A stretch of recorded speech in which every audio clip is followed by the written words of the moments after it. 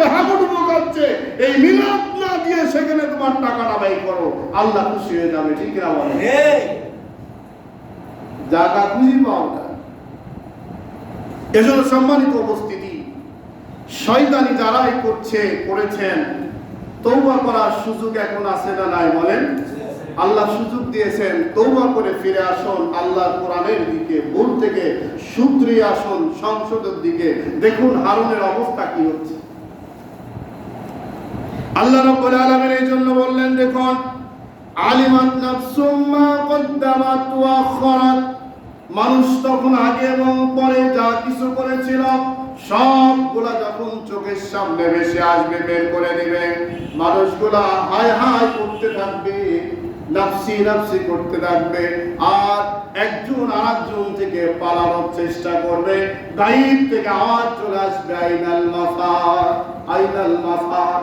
পালানোর কোনো পথ নাই, রাস্তা নাই, বাঁচার মতো কোনো সুযোগ নাই। আজকে এই জায়গা থেকে প্রত্যেকটা মানুষের উপযুক্ত বিচার হবে। আল্লাহ রাব্বুল আলামিন এবার বলবেন, বান্দারে শোনো, ইয়া আইয়ুহাল ইনসানু মা গাররাকা বিরাব্বিকাল কারীম।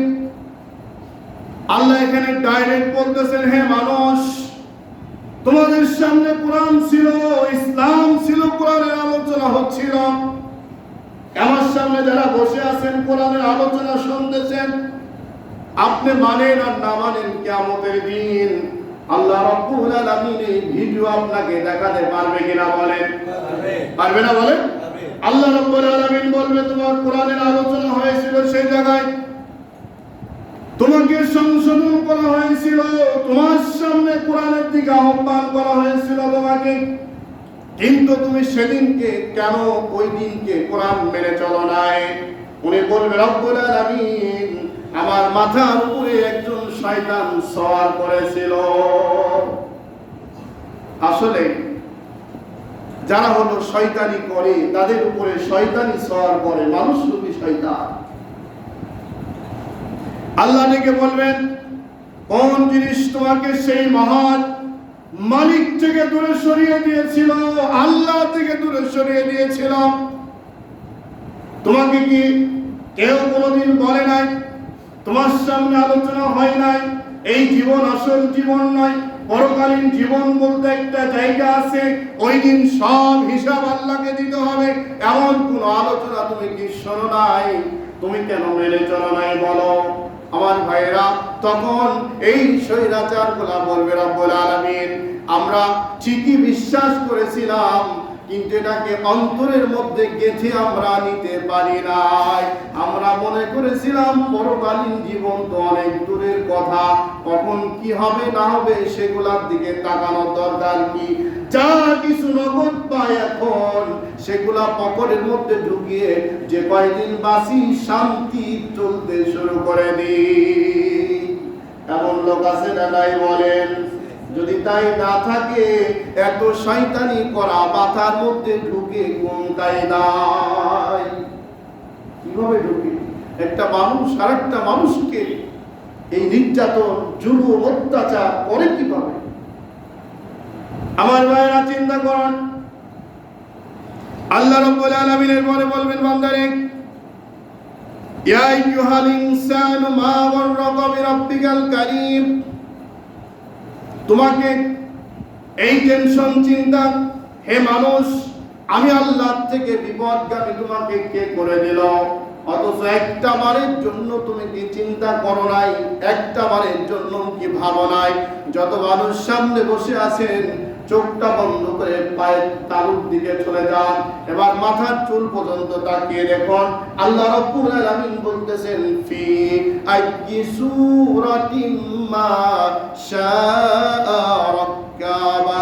হে বান্দা, আমি আল্লাহ রাব্বুল আলামিন তোমাকে যেভাবে পছন্দ করেছি, আমি আল্লাহ তোমাকে যেভাবে মন প্রাণ দিয়ে পছন্দ করেছি, এই দুনিয়ার মানুষকে, প্রত্যেকটা মানুষকে আমি আল্লাহ আমার পছন্দ মতো সৃষ্টি করে আমার দুনিয়ায়, আমার জমিনের মধ্যে আমি তাকে পাঠিয়ে দিয়েছি। সুবহানাল্লাহ বলেন। সেই কারণে একজনের সাথে আরেকজনের চেহারার কোনো মিল নাই। মিল আছে বলেন? কারো মিল আছে বলেন? কারো মিল নাই। বিশেষ করে আল্লাহ রাব্বুল আলামিন মানুষের আমার আপনার এই মুখমণ্ডল, এই আকার আকৃতি, মেন যে পয়েন্টটি, আবার এটা আল্লাহর কুদরতি হাত দিয়ে সৃষ্টি করে দিয়েছেন। সুবহানাল্লাহ। তাহলে যত মানুষ আমরা আছি, আল্লাহ স্বৈরাচার হিসাবে কাউকে সৃষ্টি করে নাই। আল্লাহ কাউকে মোদির বন্ধু বানাই নাই। আল্লাহ কাউকে ইবলিসের বন্ধু বানাই নাই। আল্লাহ কোন একটি মানুষকে ফেরাউন বানিয়ে বানাই নাই। আপনি নিজে তাকে বন্ধু বানিয়েছেন। আপনি ভালো এবং মন্দ সব দেখার পরে আপনি তার সাপোর্ট করেছেন, তার পিছনে চলেছেন, তার পক্ষ নিয়েছেন আপনি। তাহলে আমরা যত মানুষ এখানে আসি, দল বল নির্বিশেষে সকলকে প্রথম নাম্বার যিনি পছন্দ করেছেন তিনি কে? কথা বলেন, আর একটা বার বলেন, আল্লাহ। ওই আল্লাহ দেখেন কি দেখেন না বলেন? আল্লাহ সৃষ্টি করলেন আল্লাহর পছন্দ মোতাবেক। আপনার আমার গলা যদি কেটে দেওয়া হয়, এবার লাশগুলো এক জায়গায় আপনি যদি করেন, এবার লাশ চিহ্ন যদি না থাকে, বের করা কিন্তু কঠিন। কারণ অনেকের হাত, আমি যেমন এই যে আমার হাতের মতো অনেকের হাত আছে না নাই বলেন? এই হাতটা কেটে দেন, এক জায়গায় রাখেন, দেখবেন যে কোনটা তার মিল করা অনেক কঠিন। কিন্তু এই জায়গাটা, মাথাটা যদি আপনি কেটে দেন আলাদা, লক্ষ লক্ষ যদি মাথা এক জায়গায় রাখেন, এবার কি বের করা সহজ না কঠিন?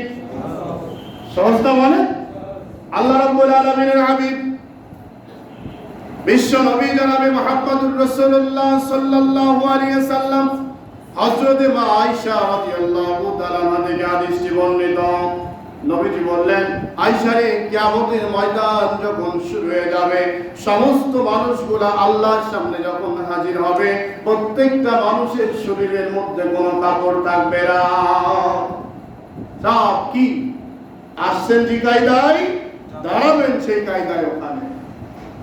আল্লাহ রাব্বুল আলামিনের হাবিব যখন বললেন, মা আয়েশা রাদিয়াল্লাহু তাআলা আনহা বললেন, ইয়া রাসূলুল্লাহ, সমস্ত মানুষ কি এমনই থাকবে, সেখানে কোনো লজ্জা করবে না?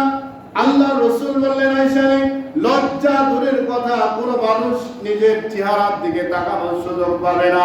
প্রত্যেকটা মানুষ উপরে দিক তাকিয়ে বলবে, ইয়া নাফসি ইয়া নাফসি, আমার কি উপায় হবে, আমার কি উপায় হবে, আমার কি উপায় হবে। এমন অবস্থার মধ্যে দিয়ে আল্লাহ রাব্বুল আলামিন যখন ঘোষণা দিবেন, হে নবী, আপনার উম্মতদেরকে খুঁজে খুঁজে বের করেন, আপনার উম্মতদেরকে বেছে বের করে নেন। মা আয়েশা বললেন, ইয়া রাসূলুল্লাহ, আপনার উম্মতদের আপনি বেছে বের করবেন কিভাবে? নবীজি বললেন, আয়েশা রে, আমার যারা উম্মত হবে, আমার উম্মতদের খুঁজে বের করা কোনো কঠিন হবে না, একদম সহজ। সুবহানাল্লাহ বলেন। উদাহরণ দিলেন, দেখো, অসংখ্য উটের মধ্যে, দুম্বার মধ্যে একটা উটের যদি কপাল থাকে সাদা, পেট যদি থাকে সাদা, অথবা হাঁটুর মধ্যে যদি থাকে সাদা, এই সাদা উটটাকে খুঁজে বের করা এখন সহজ না কঠিন বলো? বললে যে একদম সহজ। রাসূল সাল্লাল্লাহু আলাইহি ওয়াসাল্লাম বললেন, আয়েশা রে, আমার উম্মত যারা হবে, দুনিয়ার মধ্যে যারা আমার হুকুম, আল্লাহর হুকুম মেনে চলেছে, আমার অনুগত্য যারা করেছে, আমার দেখানো পথ যারা মেনে চলেছে, কিয়ামতের দিন তাদের হাত দিয়ে, মুখ দিয়ে, শরীর দিয়ে নূর চমকাইতে থাকবে, আলো চিকচিক করতে থাকবে। নূর দেখে দেখে আমি রব্বুল আলামিনের পক্ষ থেকে ঘোষণা হওয়ার পরে আমি আমার উম্মতদের বেছে বেছে বের করে নেব। আমার ভাইরা, এই জন্য আল্লাহ রব্বুল আলামিন বললেন, আমি তোমাদের চেহারাটা আমি আল্লাহ যেভাবে পছন্দ করেছি ওইভাবে সৃষ্টি করেছি, তোমাকে জাহান্নামে যাওয়ার জন্য নয়। আমি তোমাকে জাহান্নামে দিব এই জন্য নয়। আমি প্রত্যেকটি মানুষকে ইমানি কায়দায় পৃথিবীতে আনছি। রূহ জগতে যখন আমি আপনি ছিলাম, সেখানে হিন্দু, বৌদ্ধ, খ্রিস্টান এরকম ভেদাভেদ ছিল না। মা পেট থেকে যখন আমরা আসছি, তখন ওই সন্তানটা নিষ্পাপ ছিল, যখন যৌবনকাল চলে আসছে, শিশুকাল বাড়ি দিয়ে এখন আসছে কেউ স্বৈরাচার, কেউ নাস্তিক, কেউ মুরতাদ, কেউ হিন্দু, কেউ বৌদ্ধ, কেউ নানান কায়দা নানান ভাবে গ্রহণ করে নানান বন্ধুর পিছনে তখন জীবন তাকে বরবাদ করে দিয়েছে।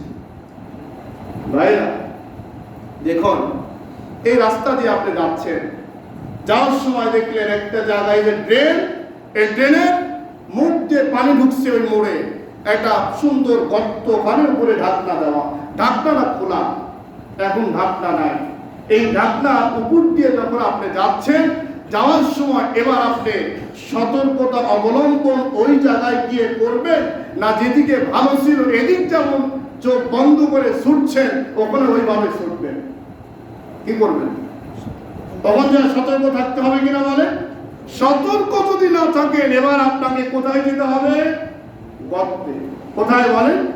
গর্তে। পাও ফিসকে গর্তে পড়ে যাবেন। এই গর্তে পড়ার জন্য আপনাকে সতর্কতা অবলম্বন অবশ্যই ওখানে করতেই হবে। ঠিক তেমন আপনি দুনিয়াতে আল্লাহ আপনার আকার আকৃতি পছন্দ করে আল্লাহ জমিনে আল্লাহ রব্বুল আলামিন এত নিয়ামত দিয়ে আপনাকে পাঠিয়েছেন, এবার আপনি চলার সময় আপনাকে একটা বিবেক দিয়েছেন আল্লাহ রব্বুল আলামিন। এই বিবেক নামক আয়নার সামনে আপনাকে উপস্থাপনা করুন। আয়নার সামনে যখন আপনি দাঁড়ান, আপনার চেহারা অন্য কাউকে বলা লাগে না, আপনি নিজেই দেখতে পান? কথা বলেন। এখন আপনি টুপি মাথায় দেওয়ার সময় টুপিটা পিছনে না সামনে, আপনি সুরমা চোখে দেওয়ার সময় সুরমা কানে লাগলো না মুখে লাগলো, এটা কি আপনি দেখতে পাবেন কিনা? পাবেন না? মানে দেখতে পাবেন। আয়নার সামনে দাঁড়িয়ে এবার আপনি দেখুন, ইহদিনাস সিরাতাল মুস্তাকিম, কোরআনের পথে, সঠিক সোজা পথে, আল্লাহর পথে, আল্লাহকে সন্তুষ্ট করার লক্ষ্যে আপনি চলছেন না আপনি অন্যায়, অশ্লীল, বেহাপনা, স্বৈরাচারদের বন্ধু বানিয়ে আপনি জীবন পরিচালনা করছেন? এই আয়নার সামনে দাঁড়ালে আপনি নিজেই যথেষ্ট, ঠিক কিনা বলেন? অন্য লোকের বলা লাগবে। এজন্য সম্মানিত উপস্থিতি, আল্লাহ রাব্বুল আলামিন বলতেছেন, আমি তোমাকে পছন্দ করে সৃষ্টি করেছি জান্নাতে যাওয়ার জন্য, আর নিজে তুমি জাহান্নামকে পছন্দ করে নিয়ে তুমি জাহান্নামের রাস্তায় চলছো, এই জন্য দায়ী তুমি নিজেই। কিয়ামতের দিন আল্লাহ রাব্বুল আলামিনের সামনে আমাকে আপনাকে হাজির হতেই হবে, কোনো ছাড় হবে না। এই জন্য আল্লাহ রাব্বুল আলামিন কোরআনে কারিমের মধ্যে এই স্পষ্ট ভাষায় আমাকে আপনাকে জানিয়ে দিয়েছেন। সময় যেহেতু কম, আগামী জুম্মায় তারপর থেকে আলোচনা হবে ইনশাআল্লাহ। তাই আসুন আমরা সকলে আল্লাহ রাব্বুল আলামিনকে সন্তুষ্ট করার লক্ষ্যে আমাদের জীবন জৈবন সব কিছুকে আল্লাহর রাহে কুরবানি দিয়ে আমরা এখন থেকে তওবা ইস্তেগফার করে একমাত্র ইহদিনাস সিরাতাল মুস্তাকিম, সঠিক সোজা পথে চলবো ইনশাআল্লাহ। বলেন ইনশাআল্লাহ। আল্লাহ যেন আমাদের সবাইকে কবুল করে, বলেন আমিন। ওয়াকে দাওয়ানা আলহামদুলিল্লাহি রাব্বিল আলামিন। সম্মানিত ভাই, সব একটি মেসেজ, সেটা হলো